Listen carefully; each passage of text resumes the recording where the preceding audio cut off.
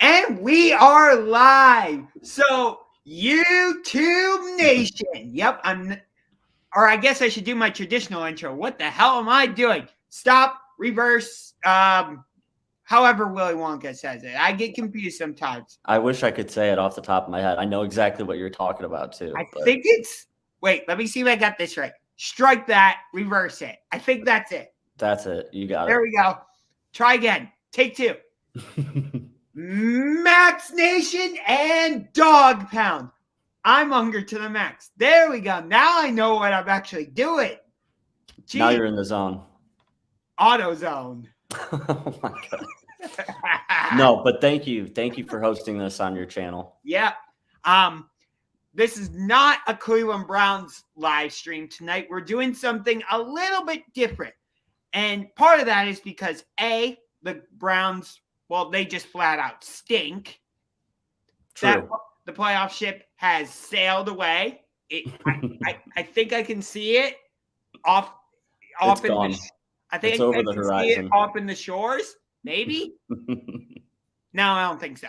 No, it's at the bottom of Lake Erie with the Edmund Fitzgerald. Yeah. Oh wait, Edmund Fitzgerald, that crashed in Lake Superior. Never mind. But you get the point. Yeah. But instead, we are talking college football. So I'm Unger to the max, but and then off to my, let's see if I got this right. My right? This way. Yeah, you got it now. Okay, there we go. Is fellow sports general, fellow OMS classmate, fellow So What's the Catch analyst. Am I missing anything else? No, I'm Bryan Fraley. Happy to be here with you. I put my Twitter and Instagram handle right there. Yeah. So yeah, that's me on Twitter and Instagram. And then on Facebook, it would be facebook.com/BFraley1. Okay. I had to think about it for a second, but that's it. And then tell everybody about your YouTube channel and what your goal is. Yeah, so I just am getting my YouTube channel started, just kind of with class and everything, setting up the platform and whatnot. So I'm doing a 100 subscriber challenge. So once I get to 100 subscribers, I'm going to be eating a Carolina Reaper pepper live on camera at the OMS studios. So that's going to be a whole lot of fun for everybody there but me. Yeah, you crazy, dude. You crazy. I'll be sure to film, and I'll probably be laughing my ass off. No, it's going to be a lot of fun because I know that 100 mark is going to be coming up soon. But yeah, I got to post some of the some of our past episodes and stuff on there if that'd be okay. But yeah, you should. Yeah. But we can talk business after the show. But yeah, it's a special college football edition. We don't really have a name for the show. This was just something we were talking in class earlier today. We were both really excited about rivalry weekend. We're both crazy about college football, and some of our co-hosts aren't as crazy about it. No. So yeah, we wanted to come on here and talk about rivalry weekend because it was absolutely insane. Yes. And we're also going to discuss what we think the playoff rankings should look like, because the official playoff rankings come out tomorrow, and we're going to give you like our top 7-ish. However, yeah, at least the top 6. We'll have the first 2 out. If you want to throw in a 7th, throw in a 7th. Yeah. But I think I have 6 written down, but I'll throw in a 7th if you want. Okay. Or however long you want to do. It's up to you. Cool. But we're going to give our list, and then we'll discuss them. And maybe if you want to join in on the chat, feel free to write stuff in the chat. And yeah, please. Maybe later on in the stream, I'll actually post a link so that you can come backstage and you can give your feedback on either of our lists, like if you agree or if you disagree, anything like that. Or the more interactive, the better. So whatever you guys want to say, if you want to sling some mud at us, that's fine too. We might not read it out loud, but you're plenty welcome to do that as well. Right. But yeah, we hope you'll come on and share your opinions because I know that some people are going to think a little bit differently than we do. Hey, it's my guy, Boston Sports Report. The Boston. Oh, okay. Yep, I worked with him the week the Browns played the Patriots, which also happened to be the same week the Cavs played the Celtics. So it was that many Boston versus Cleveland. Yeah, we had like 4 games in one weekend in 2 different sports. So it was that that was little fun. like 3-game series that I was talking about on So What's the Catch? I'm assuming he's a Tom Brady fan. Are you a Tom Brady fan, Boston Sports Report? Or is he, now that he's in Tampa, is he like dead to you? I wanted to mention Tom Brady, though, because obviously we're going to talk about the game, the Ohio State-Michigan game that occurred over the weekend. As you guys know, if you're joining us, Michigan won that game 42-27. So we're going to start. Here's my Michigan love. Yeah, I didn't want to come wearing Michigan gear and rub people the wrong way. I'm not here to talk any smack or anything like that. But yeah, they won. So I finally wanted to come on and talk a little bit about my love for Michigan and where that all started, because Josh, I haven't really had a chance to share any of that with you and how I became a Michigan fan. No. And Boston says he just respects Tom Brady. That's okay. As long as you respect him, then I respect you. Yes. Okay, so let's hear this. Yeah, so I grew up in a Buckeye household. So Buckeye fan growing up when I was real little. I loved watching, like I remember watching Eddie George, like some of those like mid-90s, late 90s teams that were really good. Yeah, but I grew up a Buckeye fan. I loved college football my whole life. But when I was in high school, a good friend of the family was a Michigan alum, and he had always been bugging me because he knew I wanted, I was really into the academic side of things. And he's like, Michigan's a good school. Just give it a chance, just come with me one time and see if you like it, So I went up there wearing like Ohio State gear, like under my hoodie and stuff, like being real, like thinking like, this is a joke. I'm never gonna, be a part of this or whatever. But I just fell in love with the city right away. The campus was beautiful. Like the staff was really cool, and it just felt right, and something about like that place just made me feel like, okay, this is something I want to be a part of. So yeah, by like my sophomore year of high school, that's when I knew like that's the college I want to go to. Yeah. And I knew my grades and my test scores were good enough to have a chance of getting in, So that's when I switched my allegiances over. And that would have been 2007. And I don't know if you remember what game 1 of 2007 was for the Michigan Wolverines. That was when they played Appalachian State. All right. Yes. So that was my first game ever in my heart being like, okay, this is where I want to go to school. Like, I'm a Michigan fan now. I was all in. I spent all summer getting to know the team, like reading up on recruits and all kind of stuff, like just diving headfirst into it. Like I was all in. And yeah, that's how we got things started. My first Michigan fan or game as a Michigan fan was that game. So it was just heartbreak right from the start. And yeah, that's kind of when the descent into mediocrity began for the Michigan Wolverines. Was after that game. It kind of started the snowball effect of like, what led into the Rich Rod era and just the 3-7 teams and the loss to Toledo and all of the other just terrible things. They all started to happen once I switched my allegiances over. So I've always kind of had it in the back of my mind, like, did I bring this curse upon the university? Because like my 3 years that I was there was the Rich Rod era. So I was there for the 3 worst years historically of the football program, like ever. And, that was my experience when I was there. But anyway, so yeah, it's been a rough 20 years as a Michigan fan for me. Really rough. Yeah. But yeah, so yeah, definitely just wanted to just mention that because a lot of people are curious, why I'm a Michigan fan or what have you. Yeah. I was actually curious about that myself. Yeah, I knew that we hadn't really talked about it, and I figured I'd save it for the show because it's kind of a fun story. Yeah, I like that. Yeah, but anyway, so you can understand my excitement, and my relief after all this time. And that's kind of what made me decide today, like, I want to ask Josh if he wants to stream, just because I kind of wanted to share that little story and see if he wanted to talk about the rest of the great games. So yeah, there were a lot of great games across. Obviously, we'll start with the game, which first of all, I love that name. Mm-hmm. Second, the best nickname for any Yeah. rivalry. It's just the game. It's shows the importance. Yeah. And second, I love that there's not a trophy on the line.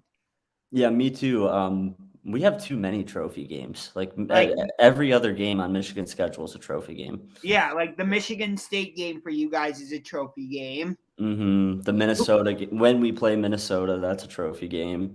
Oh, it is? What Yep, trophy is that? that's for the Little Brown Jug, which is actually the oldest trophy in college football. So Okay. that's the first trophy game ever, really. So there's a little history behind that one. So that one's fun. But yeah, then there's the Paul Bunyan Axe. That's Or between Minnesota. that's the Wisconsin, Minnesota. But yeah, the Paul Bunyan Trophy is us with Michigan State, and then there's one more. There's one more trophy game. Oh, we have the new one, the Northwestern Trophy game, the George Jewett Trophy, Yeah. and he was the first African American player at the University of Michigan, and then he transferred to Northwestern to complete his degree and ended up playing for Northwestern. So he was the first African American player on both teams. So Yeah. really, that's a cool new trophy too. But yeah, it's like when every other game is a trophy game, it's like it kind of diminishes the importance of them. Yeah.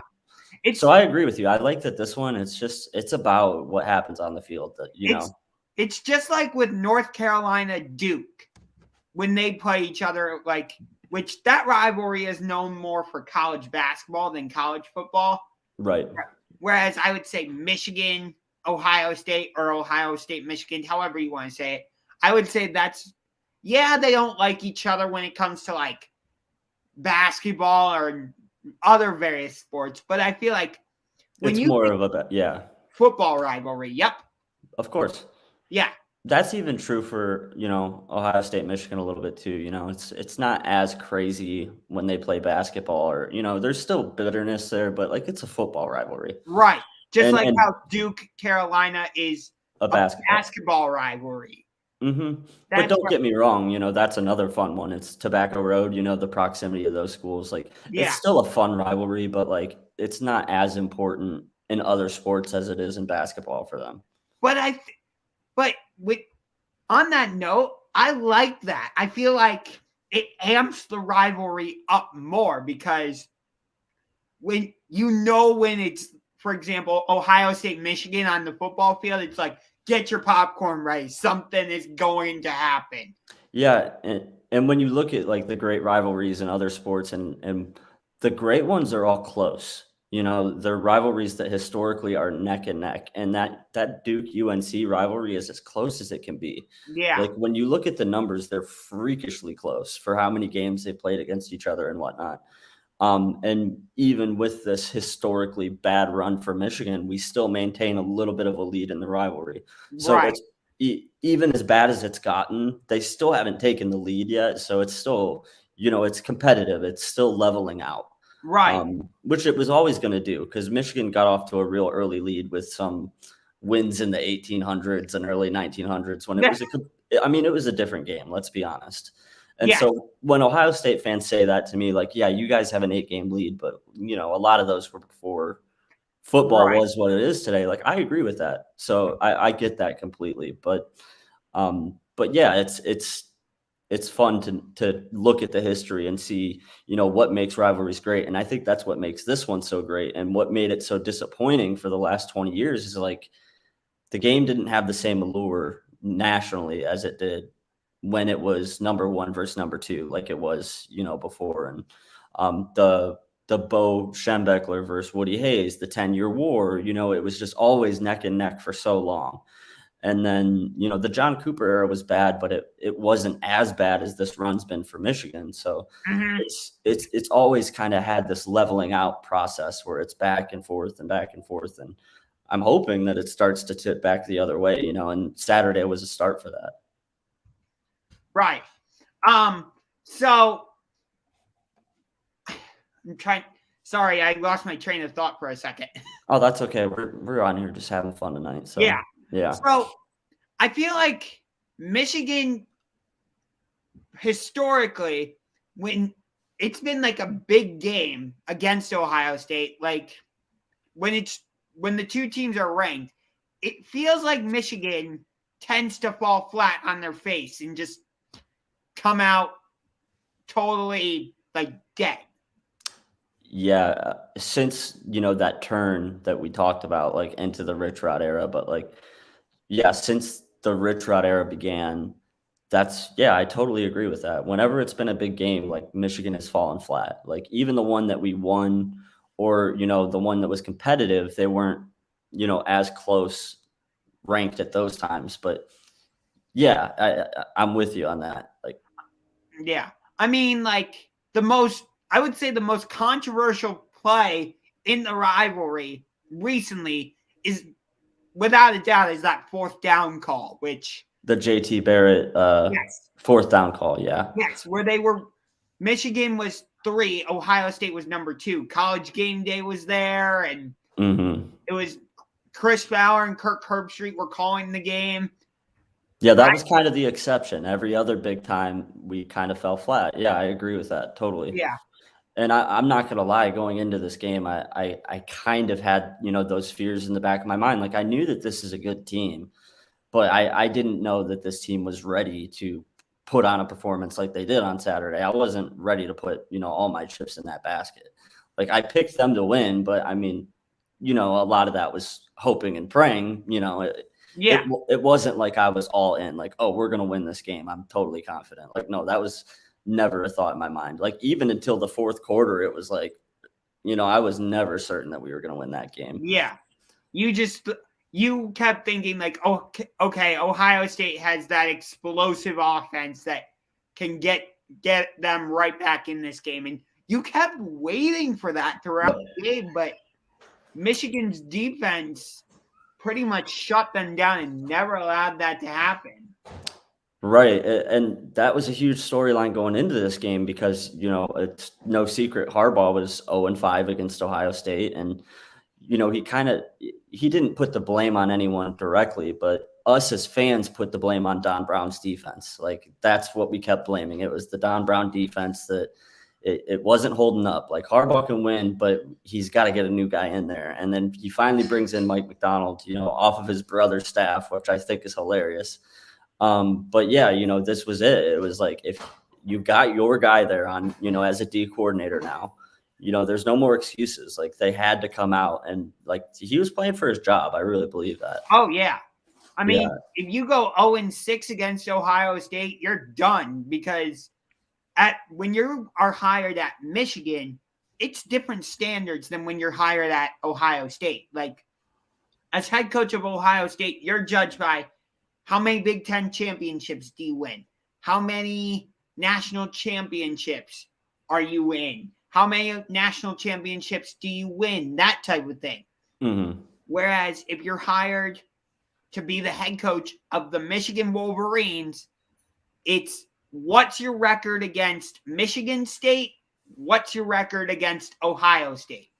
100%. Yep. And it wasn't good against either of those teams, and we came out and we lost to Michigan State this year, and it was like, here we go again. It's the same story, and then you see the way that Ohio State just blew the doors off of Michigan State. It was like, oh God, you're doing the math and it's like, well, if they beat them like that and they beat us, like, well, they're really going to beat us, and luckily it just didn't happen that way. But yeah, there were a lot of questions going into it. I was never confident, but like I think that Harbaugh he silenced a lot of doubters on Saturday. And I think that like this can be the start of him turning the corner and ending up being the guy, but like he's got to win again next year. Like the pressure's still on. You don't win once every 8 years. That's not what we're expecting. You know what I mean? Like, yeah, you've got to be neck and neck or you're going to, see your way out. And I thought it was when he came out and said, you know what, like, I'm going to take a pay cut, and they renegotiated his contract, and he was willing to stay at Michigan when he easily could have jumped ship and went to the NFL. There was job openings available, and he could have just been like, you know what, it didn't work out for me, but he wanted to stay. So he took less money and he went all in. And he said at the beginning of the season, we're going to win this game against Ohio State or we're going to die trying, and like he had that mindset from game one, even after we went 2-4 last year. And people are like, maybe you shouldn't be talking like this, but it it played out just like he said that it needed to. So Yeah. I was impressed, and we'll see what happens in the Big Ten title game, and we'll see if they make it to the playoff and what happens from there. But up to this point, it's a lot of things to feel good about in Ann Arbor right now. Yeah, you exercised a few demons. Mm-hmm. I mean, you'll have a couple demons to still exercise next year when you host Michigan State. Mm-hmm. But one of the shortcomings too, it's kind of similar to our Browns team, is just the quarterback situation. Like Cade McNamara did not play a great game. They won in spite of Cade McNamara. Like he had the one interception too. He did make the throws he needed to, though. Sure, no, and he made some big plays. I'm not writing him off and say that he didn't play a part in the victory, but like he didn't go out and put up big numbers. Like he was 13 for 19 for 159 yards and a pick. Those are Baker Mayfield numbers. Oh wow, you're comparing Cade how do you say his last name? McNamara. Cade McNamara, I think I got it right. Mm-hmm. To Baker Mayfield. And look, he's a good kid. He's a good kid. He's a great leader. He's won a lot of big games there, and I'm super pumped that he got to be a part of it and win the game. But like, let's being honest, going forward, like it's JJ McCarthy's the guy that's waiting in the wings. Like he's the guy that's going to be able to, like, I think if this team's going to go to the next level and beat a team like Georgia, I don't think that Cade's capable of doing it. And I hate to say that because, like, I want to go into this next weekend thinking we're going to win the Big Ten title and we're going to go to the playoff and we're going to win it all. But, like, he's got to show something that he didn't show on Saturday if they're going to beat Georgia. Okay, but in the Big Ten championship, you're playing Iowa, which we will get back to talking about the game in a minute. But I brought this up to you earlier and you kind of just dismissed it. But, when you pull off a big win like that in a rivalry game, you're going to be riding a lot of emotion. Yeah. And then in the Big Ten championship, you're playing Iowa. No disrespect to Iowa, but I feel like if you guys were playing Wisconsin, you would have had a different energy because I feel like Wisconsin and Michigan don't exactly like each other. No, and they've given us trouble in the past. Like, to be fair, though, we did beat them earlier this season. So, like, we had beaten Wisconsin previously, but they stack up better with Michigan. And to me, I was more concerned about them being in the title game than I was about Iowa. And with Iowa, ending up getting in the title game, I was kind of dismissive of it because, honestly, like, they just can't score points. Yeah. And if we could put 42 on Ohio State, we could put 30 on Iowa, and 30s, they can't score 30. It's that simple. So I think that the offensive line is going to win the game in the trenches. And I expect them to win that game. I'm not going to say easy, but, by a touchdown or 10 points, somewhere in that range. So we'll get to our playoff rankings later, but I just want to show Boston Sports Report's playoff rankings. He's got Georgia 1, he's got Michigan 2, Cincinnati 3, Alabama 4. What are your thoughts? It's close. It's close to mine. I think it's close. It's a little closer to mine than yours, I believe. Yeah, it's closer to yours than it is to mine. Yeah, so make sure Boston Sports Report, you stick around because stick around. I want to see who you like better. Josh's top 4 or mine. We're gonna get to that in a little bit. I'm glad you brought that up about the juice that is expended in a game like that. Like they could go into Indianapolis and look flat. So right. I just think you kind of like brushed that off earlier when I said that to you, and it's like, yeah, it's the Big Ten championship, but again, no disrespect to the Iowa Hawkeyes, but it's like Michigan just came off of a huge emotional win against, not even close, their biggest rival. Mm-hmm. Their first win in like 8 years. Since 9 years, 8 games. Yeah. Right. Since 2011. Mm-hmm. So I would be concerned about that if I was a Michigan fan. And I totally get what you're saying, and I agree with all of that, but it's because of the way they won the game on Saturday. The way that they dominated, up front on both sides of the ball, the way they ran the ball, those are things that travel well. The offensive line dominating and a running game, those things travel well, and it's going to translate into the Big Ten title game, I think. And because of the way they beat Ohio State and it was so convincing, that's why, like, even if they do come out flat and they, don't have the juice because of all the energy they used on Saturday, I still think they're that good up front that they're going to beat them no problem. Yeah, And you but should. yeah, I agree with you. I think that there's a very real possibility they come out and look flat. I just think that even a flat Michigan team is still going to win that game. Yeah, I get that. But Yeah. let's actually get back to talking about the game. You guys rode Hassan Haskins to that victory. I mean, if the weather was different, you probably would have had to ride Cade McNamara and his arm, because Ohio State probably would have been able to go. I don't want to say they probably would have been able to, but more likely than not, they would have been able to go up and down the field. Mm-hmm. So I definitely think Ohio State's offense would have been more efficient in a better weather game. But I mean, that's part of the game, though. That's part of the game that we love, is like it's played in late November in the elements, and yeah, so yeah, I hate to like say if it was a different weather game, it would have turned out different. But you're probably right. I'm not going to disagree with anything you just said. But that being said, even with him only completing 13 passes for 159 yards and making the one mistake with the big pick, the running game, they could ride the running game because they were that dominant up front on the offensive line, even though Ohio State was starting to stack the box, they were still getting holes, and it was kind of incredible, really. yeah.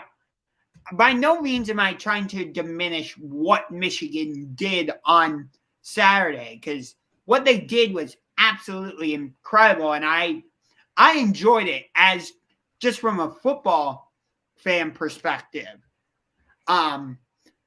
But the weather did play a role, but the other thing too is, like, if you look at Stroud's, the game that he had, I mean, he threw for almost 400 yards and 2 touchdowns and no picks, and he was pretty efficient. So, like, how much better could he have been? You know what I mean? Like, he really did play a good game. And, CJ Stroud's and the passing game's not why they lost that game. So they still were pretty efficient with the passing game despite the elements. So, right. So I think there's something to that for sure. But, that's what we were dealt on Saturday, and both teams had to play in the same conditions. And like I said, that's why I have so much confidence going into this Iowa game, is because with, weather and elements and stuff like that, you're not going to have it in Indianapolis because it's a dome game. And what travels well? A running game. Running game travels better than anything else, and I think that that's just going to be enough to get the win against Iowa. Right. Do you think that Hassan Haskins will need to replicate that 5-touchdown performance like he had on Saturday? Or do you think... I hope not. I hope not. I mean, you can't expect the guy to ever have a game like that, week in and week out. So no, I hope he doesn't have to be that much of a superhero in this game. I mean, I'd like to see him get 2 touchdowns in the game, and I think they are going to ride him a lot.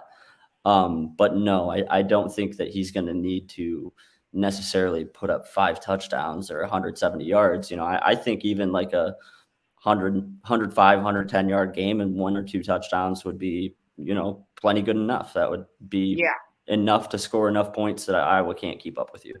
Right. So there were other rivalry games. I know we've talked a lot about Michigan, Ohio State, but again, that's because Bryan here is a Michigan man. So of course he's going to be most invested in that. But there were other rivalry games. For example, we had Bedlam, where possibly that's the last time they play each other at Oklahoma State, because Oklahoma no offense to the Sooners, but they are foolishly going to the SEC. Yeah, it couldn't be worse timing either, with Lincoln Riley jumping ship and headed to USC, and Texas looking really bad too. Like, we kind of talked about that a little bit off camera earlier. It was like, man, like, both these teams are going into the hardest conference in football at like the worst possible time. Right. Yeah, so it did make this game a little bit more exciting, just knowing that it's going to look different in the future, because it's not going to be a conference game anymore. So right, but you still have those rivalry games. Like, Georgia always plays Georgia Tech. Florida always plays Florida State. Clemson and South Carolina. So I think they're still going to play each other.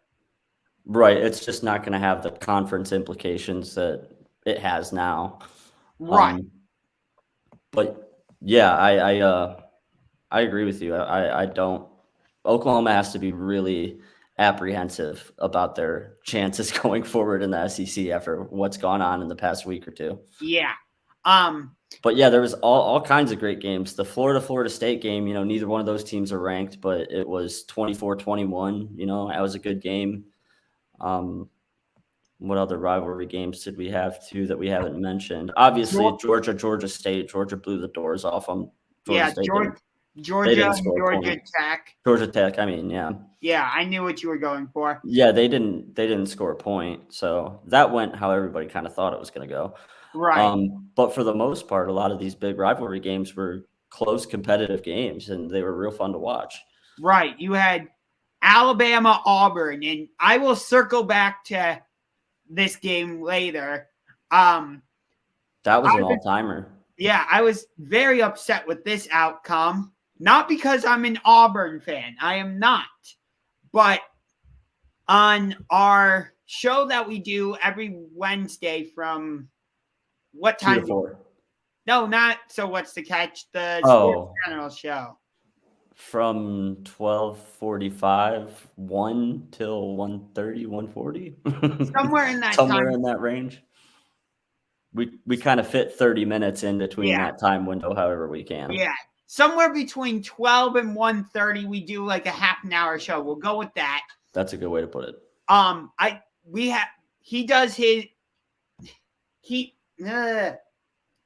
There we go. It's so weird. I know, it's the opposite. Pick of the week, and I do my upset of the week. And this week or last week, it gets confusing. Last week, I picked Auburn to upset Alabama. And it looked like they were going to. Yeah. For most of that game. But yeah, it ended up going into 4 overtimes, and we got to see that wacky, contrived new NCAA overtime rule that is just ridiculous, if you ask me. But yeah, I don't like it. But yeah, that game went a lot like you said it was going to go. You said, even though Auburn, they're coming into the game unranked, like, it's a big rivalry game. They get up for that game, and they were super competitive. And I thought you were going to do it again. I thought you were going to pick like the biggest upset on the schedule 2 weeks in a row and get it. Yeah, because the previous week I had picked Utah to upset Oregon, even though Utah was favored by Vegas. They were the lower ranked team. They were the lower ranked team. So by the Josh standards, because Utah was the lower ranked team, it qualifies as an upset. Why can't the rest of the world accept that, for God's sakes? We're going to allow it for the sake of the segment. We're going to allow it for right now. Okay. And then I forget who my first pick was, but I got that one right too. But that was the Purdue upset. Purdue over Michigan State. Yep. Right after Michigan State was coming off a big win, like you made some really bold picks and you were riding a hot hand for a while there. But and then yeah, Alabama just said that. Right.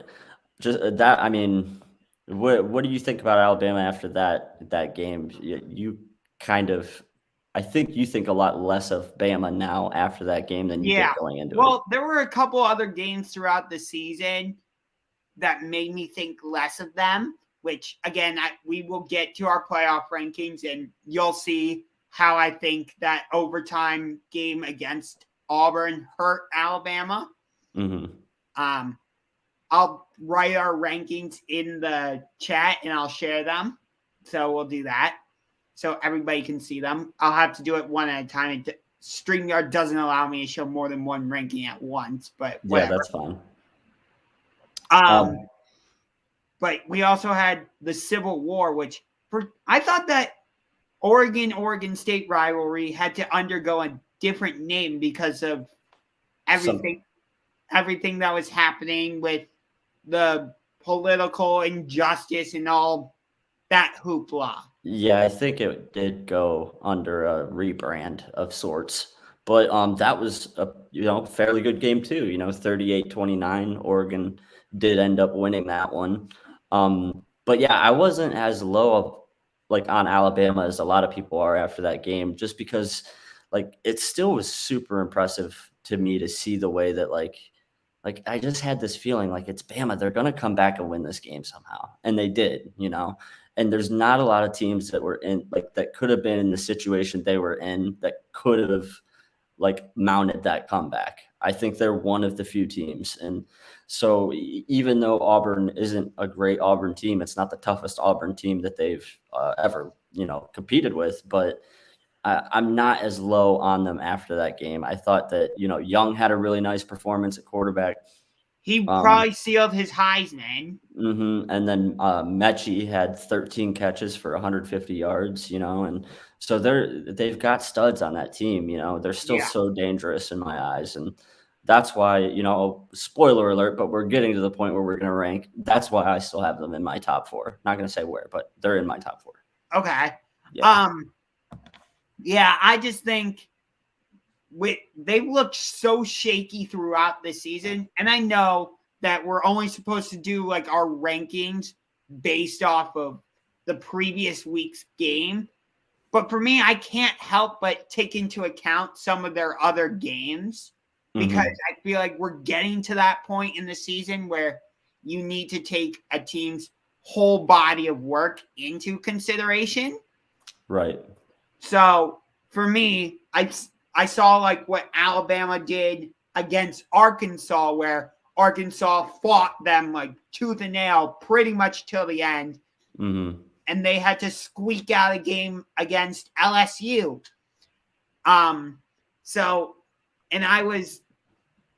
I wanted Alabama to drop in the rankings after their game against LSU, just like how I wanted Ohio State to drop in the rankings after they had to scratch and claw out a win at Nebraska. Right. Yeah. Yeah. Yeah, I totally see where you're coming from, and they're not the same dominant Alabama team that we're used to. That's for sure. It's a different kind of Alabama team than we're used to. Yes. So I could see why you'd have them a little lower in the ranking. But, yes. Yeah, I still think they're a really impressive one-loss team. I think they fought hard and did some things that were impressive in that 4 overtime win, even though they should have won that game probably handily. So yeah. What type of chance do you give them to beat Georgia in the SEC championship? I don't want to say 50-50 because I do think Georgia's the better team, but I'd say about 60-40. In favor of Georgia? So, yeah, I mean, I wouldn't give them a 50-50 shot, but, I mean, I think that they can definitely win that game. And it'll be interesting to see how that reshapes the top 4 if that does happen. Yeah. I mean, Saban has had Georgia's number recently. I mean, you go back to their SEC championship games recently, Alabama's won those. Of course, the national championship game with Tua. And they played in the regular season. Alabama won that. So, yeah, I mean, Saban kind of has everybody's number, but Georgia in particular, and that's why going into this game, I don't think it's a guaranteed win for Georgia at all. So yeah, it's going to be interesting, but I don't know. Do you want to go into our rankings now? Yeah, we can. Okay, cool. Why don't How about we go one by one? Okay, so you do one, I'll do one, you do two, I do two. Okay, so I think we agree on number 1 and number 2. I've got Georgia number 1. Yes, of course. And Michigan 2. Yes. Okay, then yeah, we agree on those 2. Okay. So this is where things get different. Yes. I am actually going to pull up the So What's the Catch rundown because I have the same thing open in front of me because that's where I put my rankings in there as well. So I think, yeah, I can just grab the rankings from there. Okay. So let me just grab them. Actually, I think I can do it like this, where, let's see. Little movie magic here. See what you can make happen. Here we go. Oh, there we go. Yep, I was able to get it on one line. So the only thing is you have Oklahoma State twice, so you got to straighten that out. I do? Yeah, you have them at number 3 and at number 4. Oh, my fault. So why don't you just give us yours without the mistake in it? Okay, so I have while I do that, let me fix that in the actual rundown. Yeah, so we don't forget. Don't want to make that mistake. And then I'll re-show it because that makes sense now. Okay. Yeah, there we go. Got it. Let me re-put these in. Okay. Okay. Now I have this right.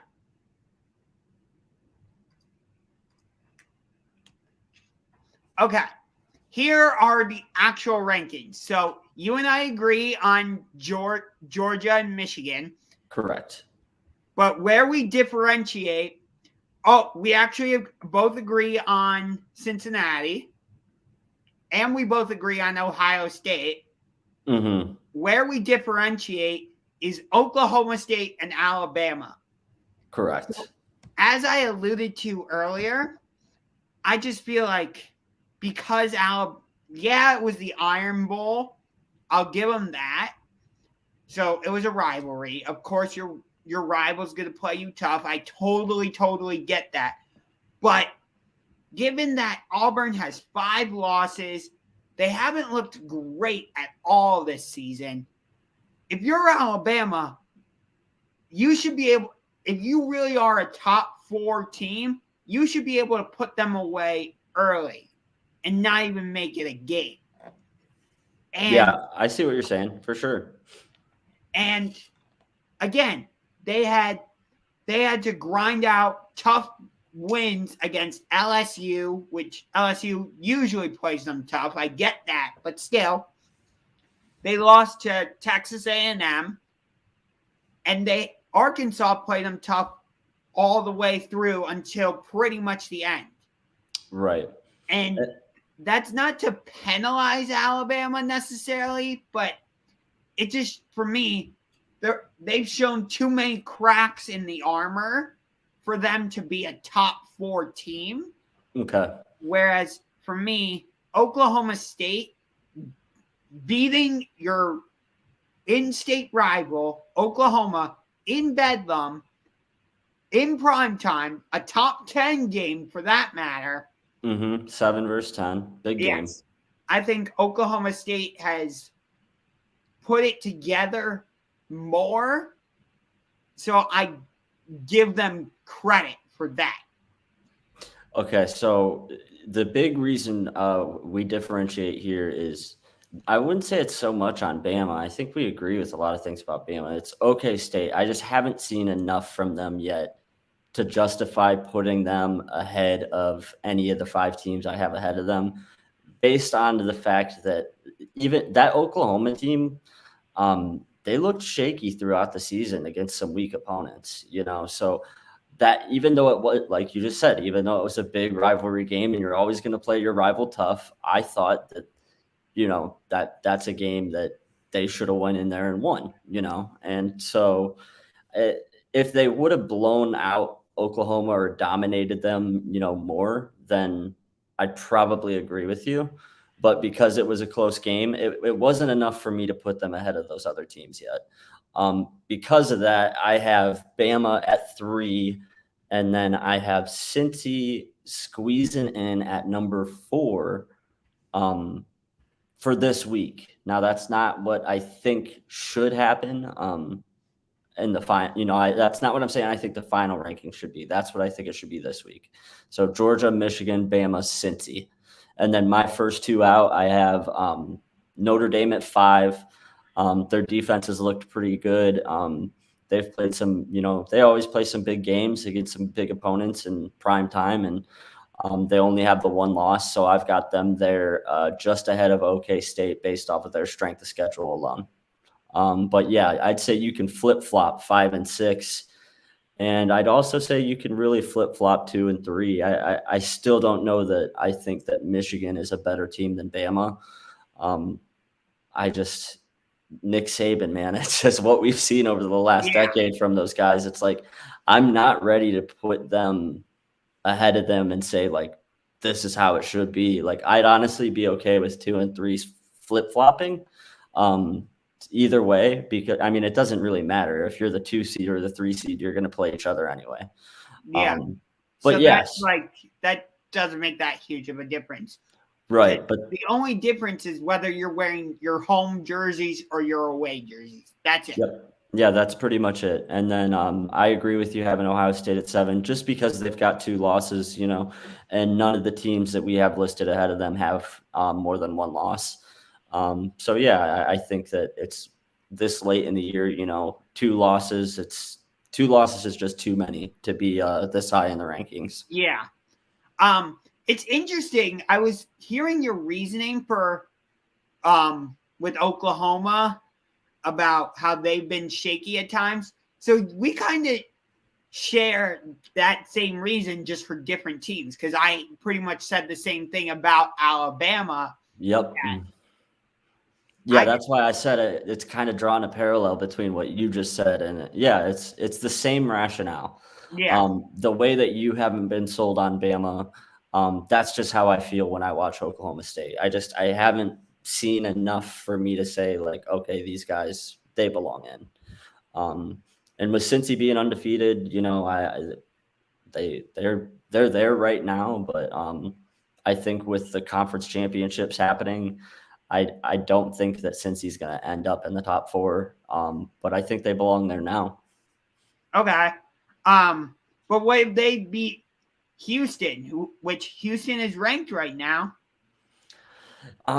It takes some chaos. If Iowa beats Michigan, which can happen. If something like that happens, then yeah, I could see them sneaking in.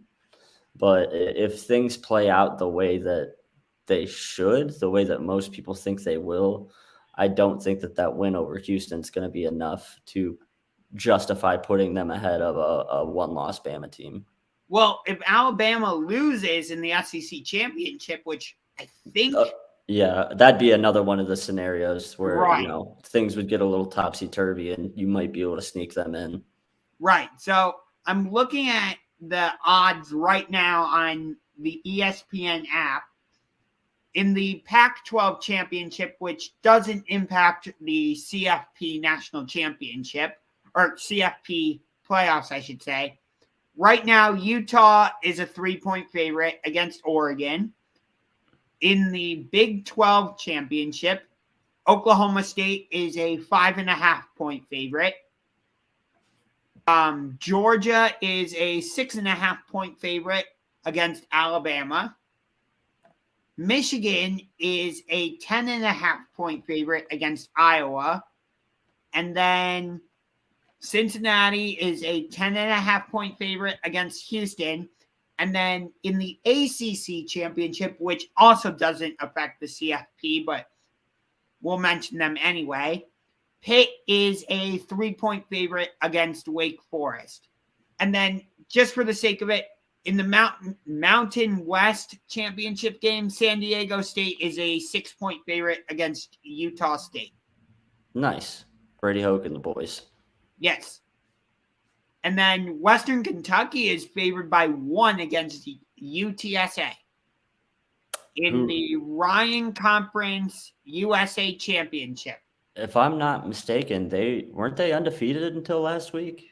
The Yes. Roadrunners? Yeah, Yes. they were another one of those undefeated teams until recently. So yeah, I'm glad you mentioned them. They had a good run this year. Yeah, UTSA is number 22 in the rankings right now. That's super impressive for, a non-Power 5 school. He likes your picks. All right. Should we end on that? I think we should probably end on that, right?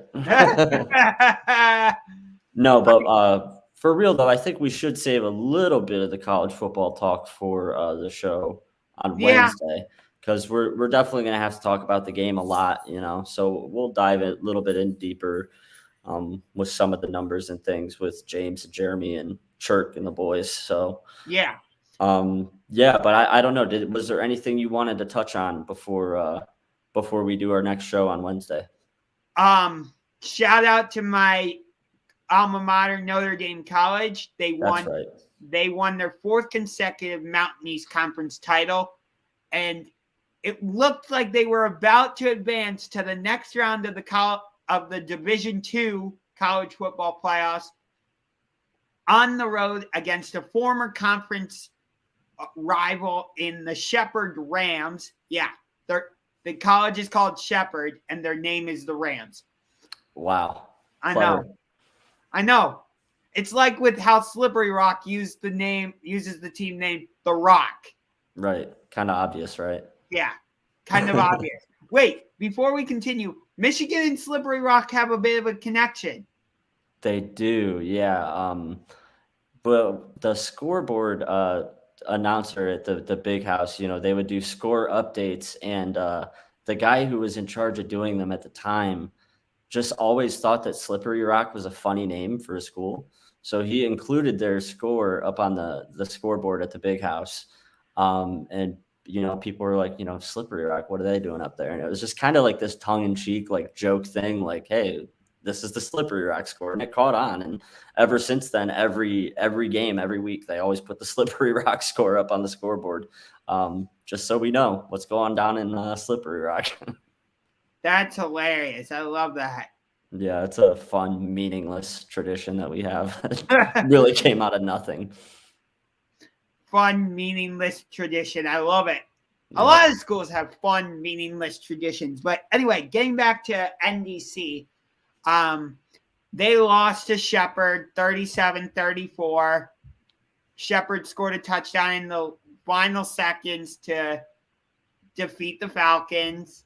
But great run. They had a good run. Good season. Yeah. How many teams are in the playoffs for that? For Division II? There's like 4 quadrants. There's like probably 16. No, there's not that many in each quadrant. No, I meant 4 in each quadrant, meaning like a 16-team playoff. Oh, I think you're right. Yeah. There's like top 4 seeds. I'd have to look at the exact numbers again. It's just interesting because that's kind of the way that Division I looks like they might be going soon. Yeah. NDC was a 3 seed, so they were impressive. Yeah, that's a good run. It's always awesome when your school wins the conference championship. Yeah, it should be the goal every season for a team is to win their conference. Yeah, we've come close to getting to the D2 championship. We came within a game a couple years ago, but we lost to Valdosta State. Yeah, so that one was tough. Well, that's a good segue into Thursday. Make sure you guys check out, follow the Akron Aviators Facebook page, because they will be playing the Burning River Buckets on Thursday night at 7:00. And there's going to be some NDC former players that play for Burning River.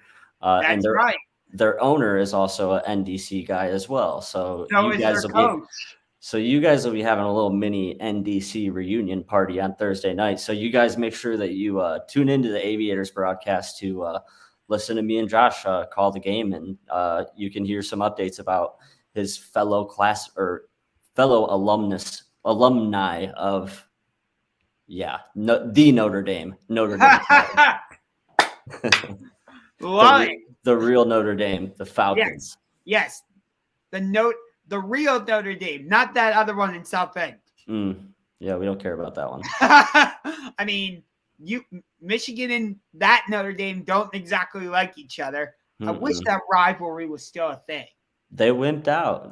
We were playing them every year, and they backed out of that deal. But if I'm not mistaken, there's a new deal in place where they're going to be playing each other again in the future.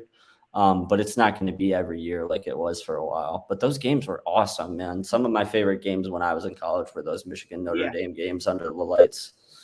The Denard Robinson big game under the lights at Michigan, like that was one of the all-time greatest college football games for me. So yeah, but Notre Dame, please join the Big Ten. Yeah, please. I despise them. I'd love to have them in the conference so we can beat up on them. Yeah. I mean, Ohio State's going to play them next year in Columbus, and then the following year they'll play them in South Bend. And if I'm not mistaken, that's game 1 for their season, right? Yeah. Yep. And Ohio State is also going to have to play at Michigan State, at Penn State on back-to-back games, I think I saw. That's tough. Yep. They also have to host Wisconsin. They're going to be at Northwestern. They host Iowa, so not easy for Ohio State next year. No, not an easy road ahead for them at all. I mean, they have Toledo and Arkansas State. Woohoo, well, hey. Real quick before we leave, though, I want to ask you, because you're a Penn State fan. You're not an Ohio State fan. Like, just asking a neutral guy, like, what do you think of Ryan Day? Do you think that the Urban Meyer luster is kind of wearing off, and he was kind of getting by on some of Urban's old, players and old coaches and old schemes? Or do you think that this is just kind of it's one loss, it's his first loss against any Big Ten opponent. So like, right. It'd be crazy to just write him off. But I mean, is it worth raising an eye at? Do you think there might be something to that? Or I feel like it's too early to say. Like, if it continues next year with maybe if Michigan beats him again, or let's say they go into Penn State and they lose, which hopefully they will. Yeah, that'd be good for you. Yeah, they'll be coming into the whiteout next year. Oh, that's right. That's going to be an awesome game. That is like, we were talking about like dream games and stuff. I don't know how I left this one out. You got to go. Yeah, you should go next year. As a Penn State fan, to be at a whiteout game would be, they have the fireworks, and you know how I am about the fireworks, but screw it. I would bring like earplugs or something. It's that annoying cat noise that I can't get over. Every time they get a first down, they do I cannot stand that. Like That's it. And it's like, if their offense has a good day, you just hear it over and over and over again. It's just like, give me a break. It's like that. It's like the Blue Jackets cannon. Opponents do not like hearing it because it's like, okay, we get it. You scored a goal. Do you really have to shoot off a fucking cannon? I love it. Well, yeah, I share the same opinion. I think you're right. Like one game isn't enough, but if they have another 2-loss season next year and don't make the playoff and live up to the expectation that they have there, then yeah, we can start that discussion. But I'm with you. I think it's too early. Hey, by the way, we just got some breaking news from Auburn. Ooh. Their Auburn offensive coordinator, Mike Bobo, is out after just one season. Oof. Wow. What do you think? I don't know. I mean, it's kind of tough after a close game with Bama, like that soon. I don't know. It's puzzling to me, I guess. But I mean, they underperformed this year, that's for sure. They had higher hopes then. So I don't know. I mean, in the SEC, if you're a team like Auburn, like you've got to win. If you don't, like you're going to get fired. So yeah, it's just part of the turnover in the SEC that it's like you go 500 in the SEC and you're gone. So we talked about earlier how like if you're the head coach of Michigan, the standard is not the same as being the head coach of Ohio State, where, again, if you're the head coach of Ohio State, how many conference titles do you win? How many national titles and all that? Whereas if you're at Michigan, how many times did you beat Ohio State? How many times did you beat Michigan? Or I'm sorry, you beat Michigan State. I feel like it's the same way with Auburn, where it's how many times did you beat Alabama? Mm-hmm. Do you agree with that or no? I mean, I agree to an extent, but I also disagree to an extent too, just because I don't know. I just don't really. I don't look at it totally that way. Like, yeah, as of now, that's the state of the program for Michigan, but like we have 11 national titles and over 40 conference championships, so it's like we're not starving for hardware. Like we have plenty of championships, so like that was the standard for the longest time. It's the standard has been lowered because of how bad we've performed the past few years, and that may be the case with Auburn too. But I mean, it wasn't so long ago that they had Cam Newton and they won a national championship game, so Right. it's I think the standard is elevating for both of these programs, and that's why you see Auburn firing their offensive coordinator, because they're not okay with just beating Bama anymore. They want to win titles and they want to win national championships too. Right. So that's the only. But for the most part, I agree with you though. By the way, in Monday Night Football, with 12:24 left in the first quarter, it is Seattle Seahawks 0. Washington Football Team 0. So real barn burner going on over there on ESPN. I know, such an exciting game. We're totally missing a great game. Mm-hmm. Oh my God. Tell you what, I am excited though. I'm excited for the Cavs versus the Mavs game tonight. Yes. So yeah, that's getting started over there at 8:30. Is Luka still out or is he playing tonight? Let me see. Looks like he is gonna play. Yeah, it looks like he's playing. Mm-hmm. Yeah, Doncic is back, it looks like. Yeah, I'm not a Dallas Mavericks fan by any means, but Luka's my favorite pro player right now. So I'm excited. I'm excited to go watch a little bit of that game and see what he does. When Dirk won that title in 2011, I was so happy for him. The one over Miami? Yes. Yeah, that was awesome. That really was. Partially because, he beat Miami, but also Dirk deserved that title. He's one of the greatest power forwards of all time, I would say. I would say he's top 10. Oh, 100%. And when you think of like foreign-born players, he's up there with the best of all time. Yeah, and he had that legendary one-legged shot. So to see him get a ring was perfection. And for it to come against Miami, that just felt like poetic justice after what happened to Dallas in 2006 when they played Miami. Yeah, it did feel that way. Poetic justice is a good way to put it. But yeah, I think we should save a little bit for the show on Wednesday. So what do you say we go watch a little bit of this Cavs game? And yeah, I also want to go watch this Iowa-Virginia game. Oh, that's right. Another good game going on right now. But yeah, this was fun. I'm glad that we decided to do this last minute, before we should do this more often. Why not? Yeah, why not? I mean, at least once a week, Yeah, I'd be down. Cool. And my guy, Boston Sports Report, was saying he wants to do it once a week, so maybe we could get him in on it. I would love to collaborate with him and hear a little bit about, Boston sports, because I hate all of those teams so much. It'd be interesting to talk to a good person who supports those teams. And yeah, he's a good dude. Yeah, so yeah, that sounds like it'd be fun. I'm open to it. But all right. Cool. Well, thanks everybody for tuning in. Thanks, Josh, for hosting it on your channel. Make sure you check out Bryan Fraley Jr. on YouTube, though. Go follow my channel so you can watch me eat a Carolina Reaper pepper and almost die. Yeah. Boston Sports Report just said, yes, sir. Hey, Boston, by the way, I put a link if you want to join the chat super quick and share your thoughts on what our rankings were. Come backstage. We want to hear your thoughts.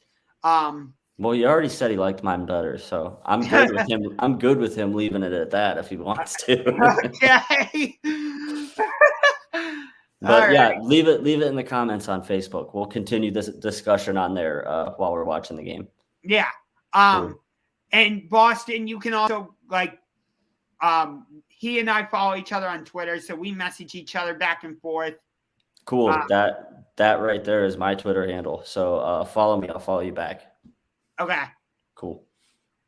I might be able to make a group chat. I think I can do that. Cool. So. All right. Well, it's been fun, man. Yeah. One last go blue. I've been wanting to say that on a Victory Monday for the longest time, and I can finally say it. So it's finally great to be a Michigan Wolverine again. And I thank you for giving me the platform to share a little bit of my love and joy over what happened this weekend. Yep. Even though I'm a Penn State fan, here you go, buddy. Here you go. Yes, I love it. Here you go, buddy. I love it. Go blue. I actually got these when I went to a Michigan game. That's awesome. Yep.